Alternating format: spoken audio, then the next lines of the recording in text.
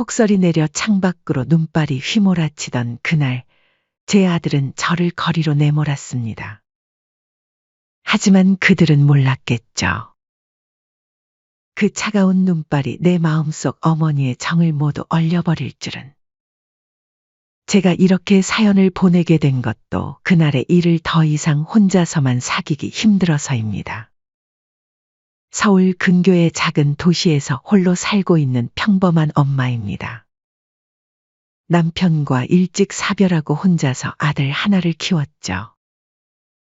허리가 휘도록 일하며 아들을 대기업 임원으로 만들고 며느리도 공무원이라 남부럽지 않은 가정을 꾸렸습니다. 그런데 그게 화근이었을까요? 자식이 잘 되면 부모는 더욱 편해질 거라고 믿었던 제 생각이 너무 순진했나 봅니다. 허리 통증으로 서울의 큰 병원에 가야 했던 날이었어요. 아침부터 눈이 내린다고 했지만 이렇게 큰 폭설이 될 줄은 몰랐습니다. 진료를 마치고 나왔을 때는 이미 무릎의 절반까지 눈이 쌓여 있었죠. 버스는 운행이 중단되었다고 하고 택시는 잡히지 않았어요. 아들의 집이 병원에서 30분 거리였기에 전화를 걸었습니다. 광수야, 엄마야. 지금 병원 앞인데. 통화음만 계속 울렸습니다. 10번, 20번. 전화를 받지 않는 아들에게 문자라도 보내볼까 하다가 문득 휴대폰을 못 보는 상황이겠거니 싶어 아들 집에 직접 찾아갈까 해서 아들의 아파트로 향했습니다. 눈은 계속 내리고 한 발자국 움직일 때마다 온몸이 떨렸지만 그래도 발걸음을 옮겼어요. 내 아들의 집이니까. 내가 전 재산을 들여 마련해준 그 집이니까. 맞습니다. 그 아파트는 제가 평생 모은 돈으로 샀어요. 5년 전 아들이 결혼할 때였죠. 신혼집을 얻지 못해 발을 동동 구르는 아들을 보며 제가 가진 것을 모두 정리했어요. 시골에 있던 땅도 팔고 적금도 해약하고 3억이 넘는 돈을 모아 서울의 아파트를 장만했죠. 증여할 때 단 하나의 조건을 걸었습니다. 광수야, 이 집은 엄마가 평생 모은 돈으로 사는 거야. 대신에 엄마 노후는 내가 책임져야 한다. 알았어요, 엄마. 걱정하지 마세요. 제가 엄마 잘 모실게요. 그때 아들이 한 약속이 아직도 귓가에 맴돌아요. 처음 2년 정도는 정말 좋았습니다. 주말이면 찾아와서 식사도 하고 명절이면 며느리도 며칠씩 머물었죠.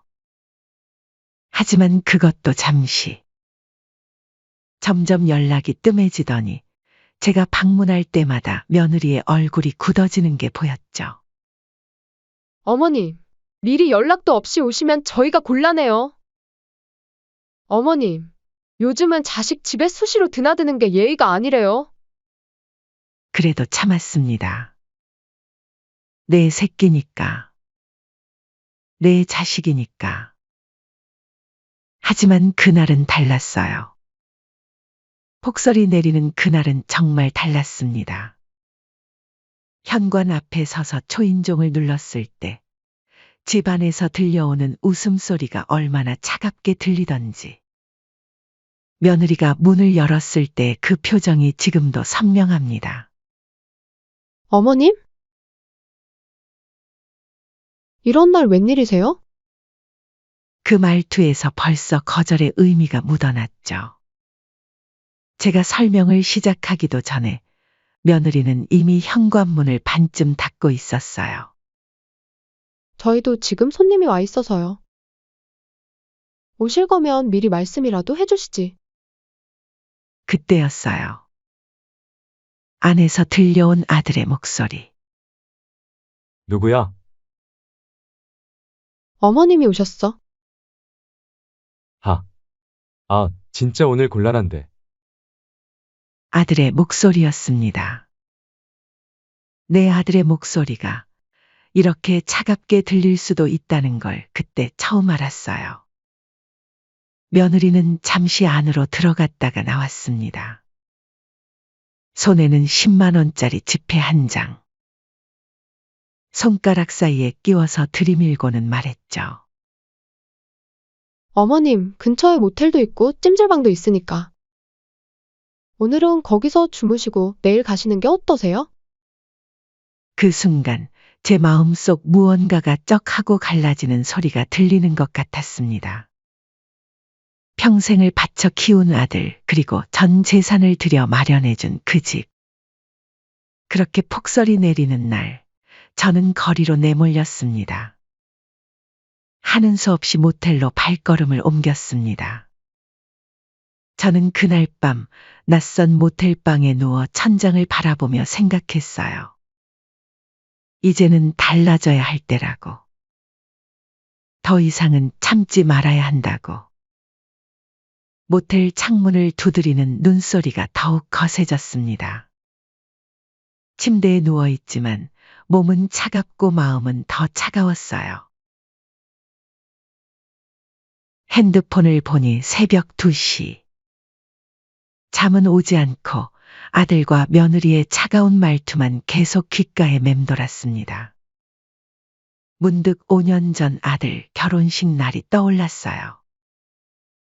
신랑 어머니라고 앞자리에 앉아 있었지만 마음은 이미 아들 집 장만 걱정으로 가득했죠. 친정 어머니에게 물려받은 시골 땅, 평생 모아온 적금. 모든 것을 정리하면서도 행복했어요. 내 아들이 결혼하는데 보금자리 하나 제대로 못 마련해주면 무슨 부모겠어요. 어머니, 저희가 꼭 효도하면서 살게요. 걱정하지 마세요. 며느리가 했던 그 말이 지금은 꼭 비수가 되어 가슴을 파고드네요. 새벽녘에 잠이 들었다가 눈을 떴을 때는 이미 아침이었습니다. 창밖엔 여전히 눈이 내리고 있었어요. 모텔 프런트에서 체크아웃을 하는데 직원이 걱정스러운 눈으로 저를 바라봤죠. 어머님 괜찮으세요? 어제 울면서 들어오셔서 무슨 일 있나 하고 걱정되더라고요. 그제야 알았습니다. 제가 밤새 얼마나 서럽게 울었는지를. 집으로 돌아가는 버스 안에서 저는 계속 생각했어요. 그동안 있었던 일들이 주마등처럼 스쳐 지나갔습니다. 특히 기억나는 건 아들이 허리가 아프다고 할 때였어요. 유전인지 아들도 저처럼 허리가 자주 아파 걱정되는 마음에 찾아갔죠. 며느리는 썩 내키지 않는 얼굴로 문을 열어주더니 거실에 앉아있지 말고 청소 좀 도와달라는 거예요. 허리 아픈 아들 걱정에 찾아갔는데 오히려 제가 걸레를 들고 바닥 청소부터 화장실 청소까지 하게 됐죠. 잠시 앉아 숨을 돌리려는데 며느리가 얄밉게 말하더군요. 어머님 팔자가 참 좋으시네요. 저희 집에서 이렇게 편하게 쉬시고. 아들은 거실에 누워 핸드폰만 보고 있었고 며느리는 저보고 설거지도 좀 해달라고 하더라고요. 그때 문득 든 생각이 이 집에서 나는 손님이 아닌 식모구나 하는 거였어요. 허리 통증에 찾아온 아들은 뒤로 하고 집안일만 시키는 며느리를 보며 얼마나 서러웠는지 몰라요. 버스에서 내려 집으로 걸어가는데 옆 동네 미장원을 하는 영자 씨가 저를 발견하고는 뛰어나왔어요. 제가 예전에 서울에서 장사했을 때 자주 가던 미용실이라 인연이 있었죠. 아이고, 언니? 오랜만이에요. 어떻게 지내셔서요? 아들 집에서 주무시고 나오는 길이세요. 그 말에 또다시 눈물이 나려는 걸 겨우 참았습니다. 대신 담담하게 대답했죠. 아니, 모텔에서 잤어. 네? 모텔이요? 아들이 어머니를. 설마? 응, 그래. 어제 그렇게 폭설이 내리는 날거리로 쫓겨났다. 영자 씨의 얼굴이 불그락푸르락해졌어요. 어머나, 이럴 수가. 말도 안 돼요. 언니가 전 재산도 다 주고 노후를 맡긴다 했는데. 이건 너무하잖아요. 제 조카가 변호사 하는데 한 번 상담이라도. 그 순간 제 머릿속에 무언가가 딱 하고 떠올랐어요. 맞아요. 이대로 있으면 안 되겠다는 생각이 들었습니다. 다음 날, 저는 영자 씨의 조카인 변호사를 만났어요. 전 재산을 들여 아파트를 증여할 때 이야기부터 어제 있었던 일까지 모두 말씀드렸죠. 변호사는 진지하게 듣더니 말했습니다. 어머님, 이건 충분히 증여무효 소송이 가능합니다. 특히 어머님이 전 재산을 주면서 노후를 부탁했다는 게 중요한 포인트예요. 이건 단순한 증여가 아니라 조건부 증여거든요. 폭설이 내리는 날 어머님을 거리로 내몬 것은 명백히 약속 위반입니다. 다만요? 문제는 증거입니다. 당시 어머님이 아들과 했던 약속을 증명할 만한 것이 필요해요. 집으로 돌아와 서류를 찾기 시작했습니다.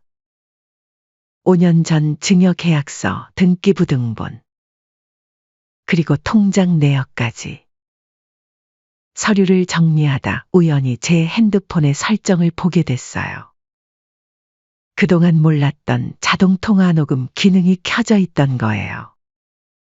떨리는 마음으로 확인해 보니 5년 전 증여 당시의 통화가 고스란히 남아 있었습니다.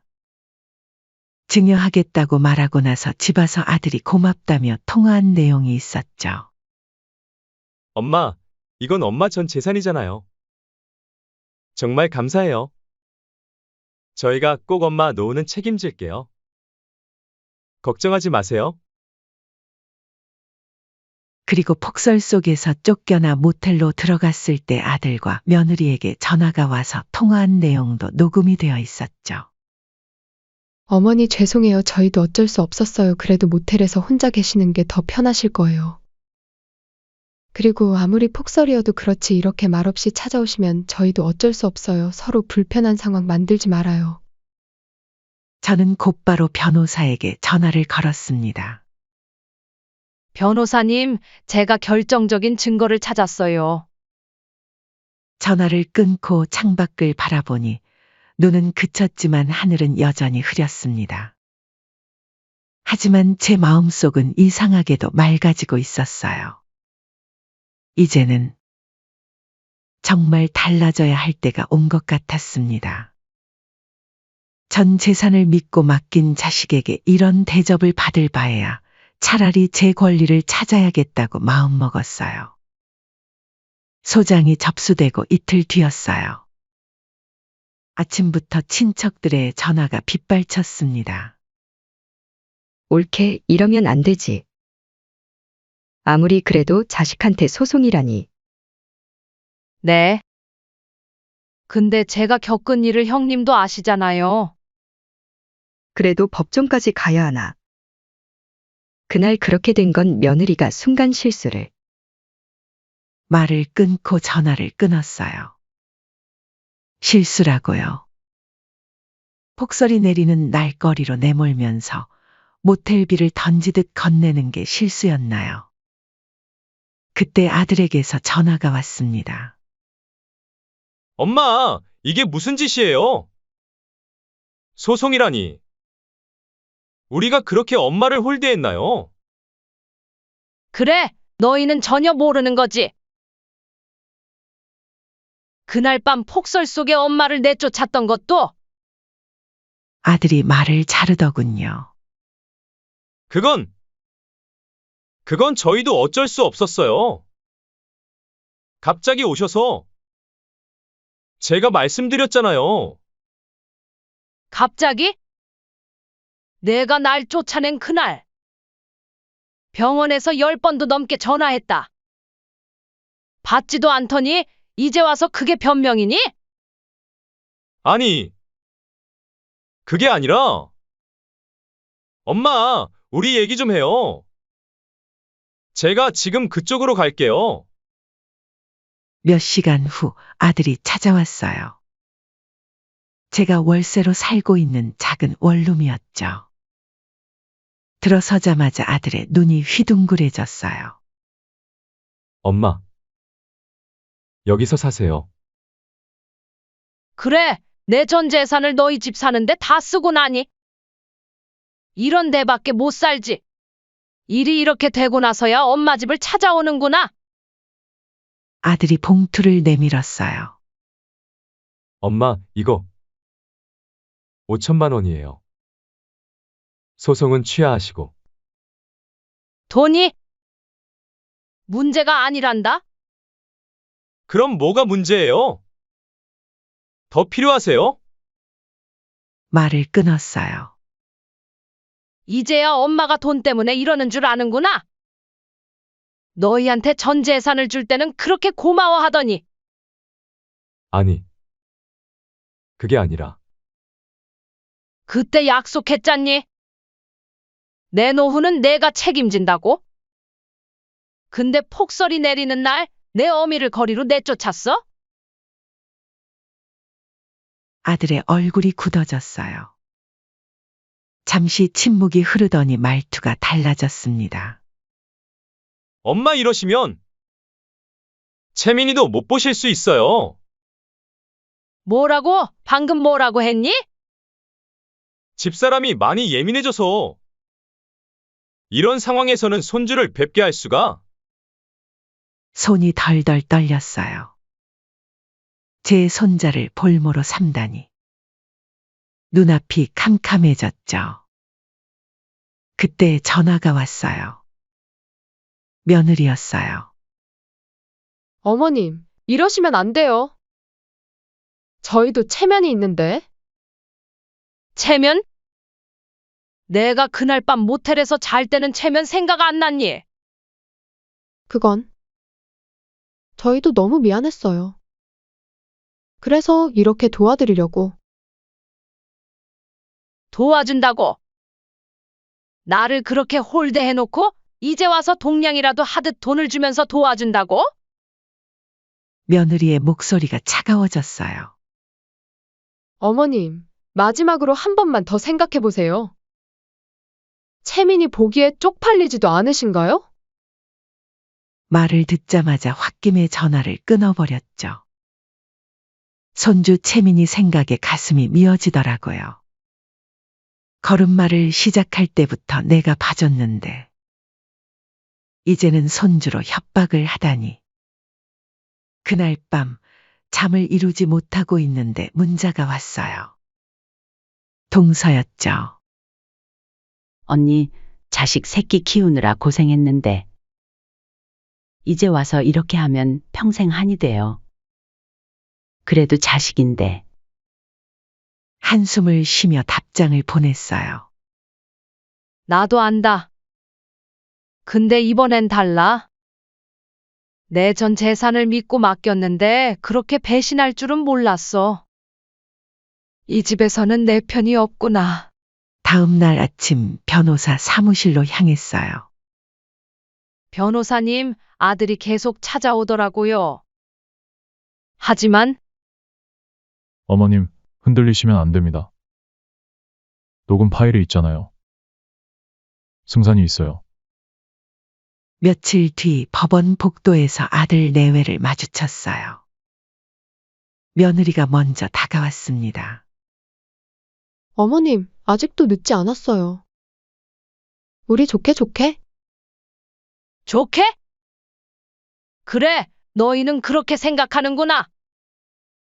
내 전 재산을 가져가서 좋았겠지. 드디어 법정에 들어섰어요. 아들 즉 변호사가 거만하게 말했습니다. 원고 측의 주장은 모두 근거 없는 이야기입니다. 증거가 있습니까? 그때였어요. 제 변호사가 녹음 파일을 제출했습니다. 녹음 파일이 재생되었죠. 엄마, 이건 엄마 전 재산이잖아요. 제가 꼭 엄마 노후는 책임질게요. 걱정하지 마세요. 법정이 순간 얼어붙었어요. 더구나 폭설이 내리던 날의 통화 내용까지 나오자 아들의 얼굴이 창백해졌죠.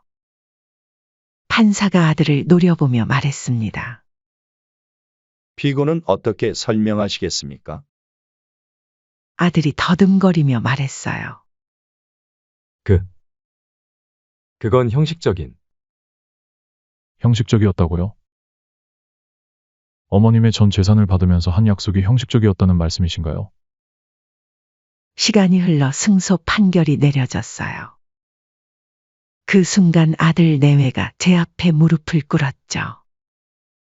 엄마, 제발요. 어머님, 저희 잘못했어요. 채민이 생각해서라도. 하지만 전 이미 돌아섰어요. 법원을 나서는데 친척들이 기다리고 있었죠. 언니, 그래도 자식인데. 맞아요.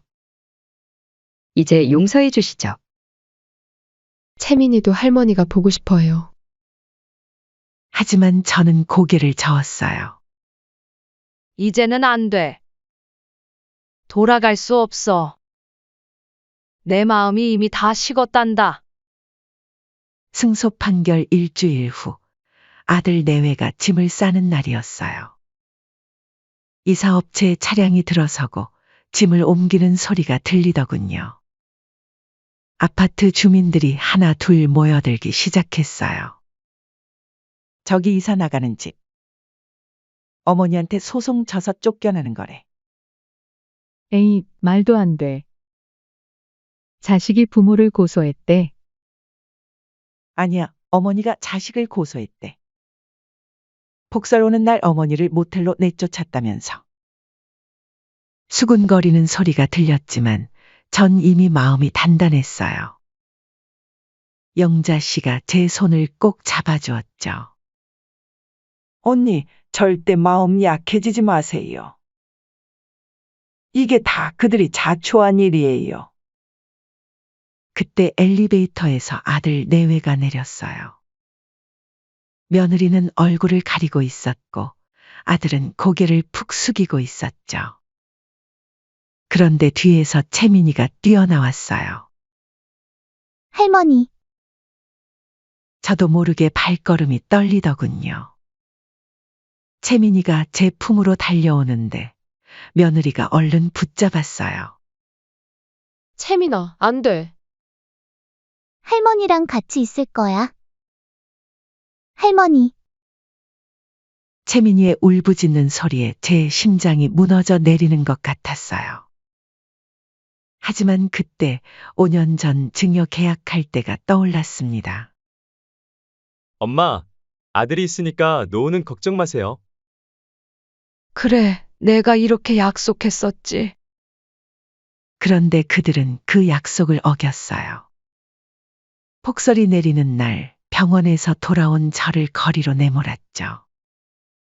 채민이를 볼모로 삼아 협박까지 했고 할머니. 할머니, 어디 가세요? 채민이의 눈물 섞인 목소리가 들렸지만 이제는 돌아볼 수 없었어요. 가렴. 채민아, 잘 가. 아들이 제 앞에 무릎을 꿇었어요. 엄마, 마지막으로 한 번만 더.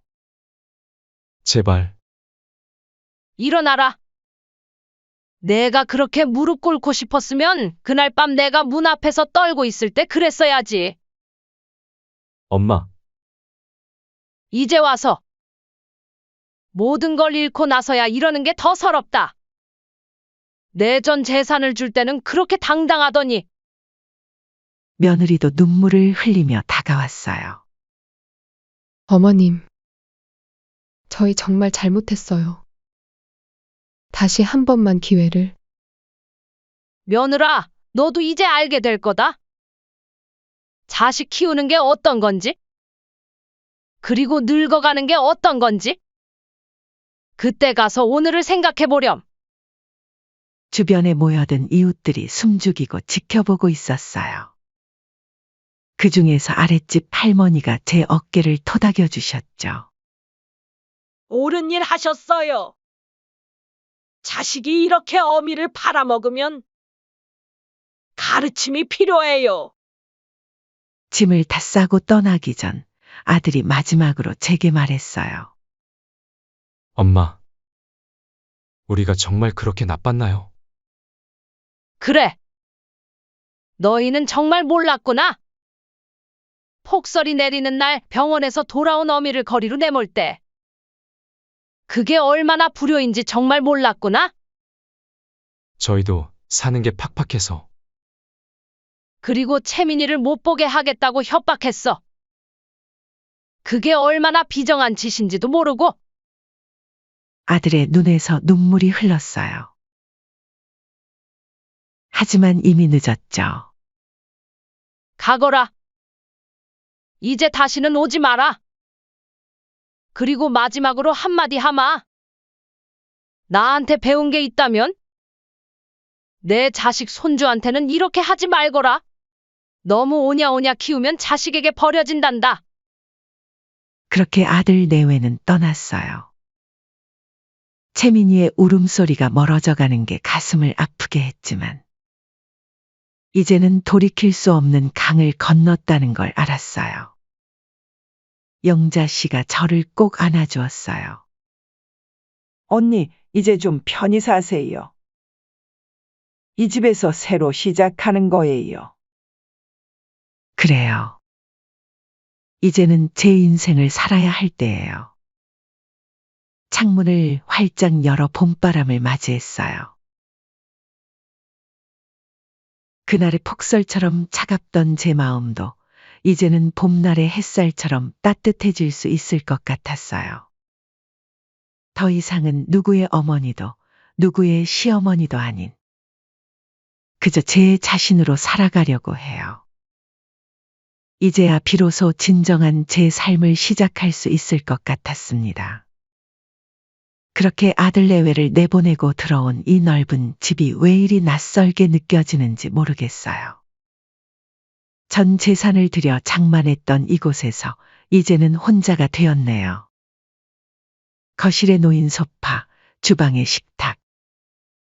모든 것이 그대로인데.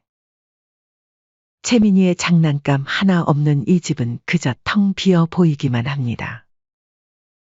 매일 아침 창문을 열어도 채민이가 뛰어다니던 발자국 소리가 들리지 않아요. 양치컵 하나, 작은 슬리퍼 하나 없는 욕실이 더욱 휑하게 느껴지고요. 텅 빈 집에 홀로 앉아 있다 보면 문득 이런 생각이 들어요. 내가 정말 잘한 걸까? 어제는 또 아들이 찾아왔어요. 현관 앞에서 한참을 서성이다 초인종을 누르더군요. 엄마, 저예요. 엄마, 문 좀 열어주세요. 이제 정말 뉘우치고 있어요. 열어주고 싶은 마음도 있었지만 그날 밤 폭설이 떠올라 차마 문을 열 수가 없었어요. 그래도 아들은 한참을 그 자리에 서 있었죠. 엄마, 채민이가 할머니를 너무 보고 싶어 해요. 매일 밤 할머니 얘기만 하고 밥도 잘 안 먹어요. 가슴이 미어져 왔어요. 하지만 이내 며느리에게 홀대당했던 기억이 스쳐 지나갔죠. 이제 와서 하는 생각에 결국 문을 열어주지 않았어요. 이제는 영자 씨가 자주 들러 저녁을 함께 먹어요. 제가 평생 모은 돈으로 산 이 집에서 이제는 다른 사람과 밥을 먹게 되다니. 참 인생이 묘하네요. 오늘도 영자 씨가 반찬을 들고 왔어요. 언니, 이렇게 큰 집에서 혼자 지내시니 쓸쓸하시죠? 그래. 솔직히 이 넓은 집이 내게 무슨 의미가 있나 싶기도 해. 그래도 언니가 당연히 찾으셔야 할 걸 찾으신 거예요. 식사를 하는데 문자가 왔어요. 며느리였죠. 어머님, 저희가 정말 잘못했어요. 이제는 제가 진심으로 뉘우치고 있어요. 그때는 제가 너무 이기적이었어요. 채민이도 할머니가 보고 싶어 많이 울어요. 저희 한 번만 기회를 주세요. 한숨이 나왔어요. 이제 와서 모든 걸 잃고 나서야 이러는 게 더 서럽네요. 작은 월세 방으로 이사간 아들 내외가 얼마나 힘들게 살고 있는지 소문으로 들었어요. 며느리는 맞벌이를 시작했고 아들은 급하게 새 아파트를 장만하려고 저녁에는 대리운전까지 뛴다고 하더라고요. 점심때는 동서가 찾아왔어요.